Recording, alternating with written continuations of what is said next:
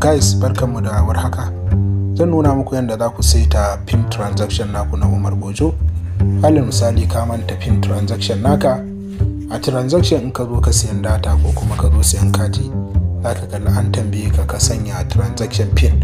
So wannan pin transaction din idan baka da fingerprint, so za ka kalli ba zai barka ka siya data ba, dole sai ka sa wannan fingerprint din. So za ku kalli a nan gurin sun tambaye ni kan cewa an sa fingerprint dina ko kuma sa pin transaction. So in ba ni da fingerprint, hanya mafi sauki yin amfani da fingerprint a me yake da suna transaction pin. So ni na manta transaction pin dina, so idan na sa kawai ron yake nuna min, ka gani incorrect pin. So ya za a yi resetting din sa?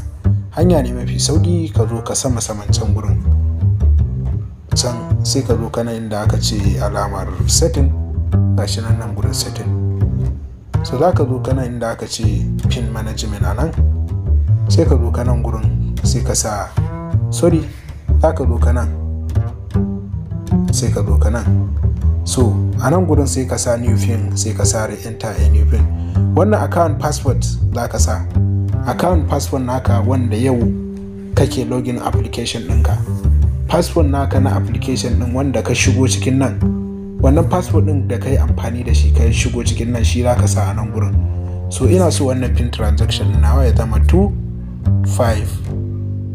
Okay, wannan guda 5 ake bukata, zan ce 1 2 3 4 5 kawai, sai ce 1 2 3 4 5. So a nan gurin kuma zaka sa pin password naka na account din na wannan application din wanda in ka zo ka login. So ana da bukatar wannan password din kafin ka saita sabon pin barin sa. Okay guys, bayan ka sa password naka yi ka zo kana inda aka ce reset pin. Okay, zaka ga successfully na sa 1 2 3 yayi. So yanzu nan na zo ni nan, sai zo ni nan, sai zo ni nan sai ya data ga 08063260672.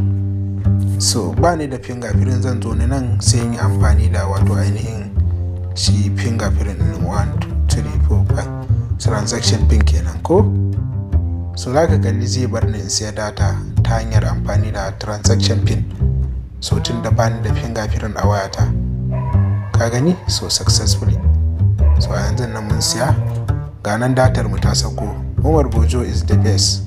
Ku yi subscribing na channel din nan, za mu dinga kawo muku update.